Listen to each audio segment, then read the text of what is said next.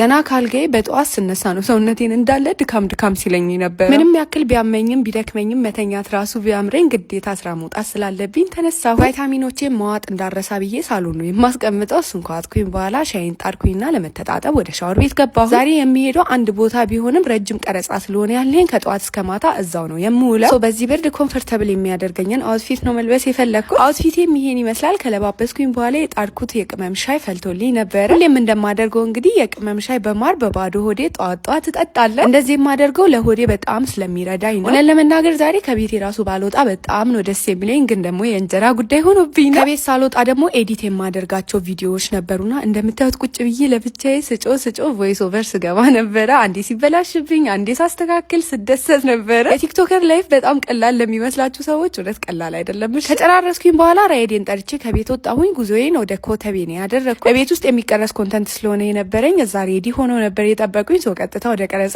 ነበር የገባሁ። በመሃል ቡና ተፈላልኝ። ከዛ ምሳዬን በላሁኝ። ኦልሞስት ወደ 8 ሰዓት 9 ሰዓት ሆኖ ነበር ምሳ ስበላ። እዛው እያለሁ ዝናብ ዘነበ። ስራዬን ስጨርስ ራይዴን ጠርቼ ጓደኛዬ እቤት ነኝ ብላኝ ነበረ። እሷ ጋር ሄድኩ። የእውነት እንዴት እንዳስቀናችኝ ተመልከቷት።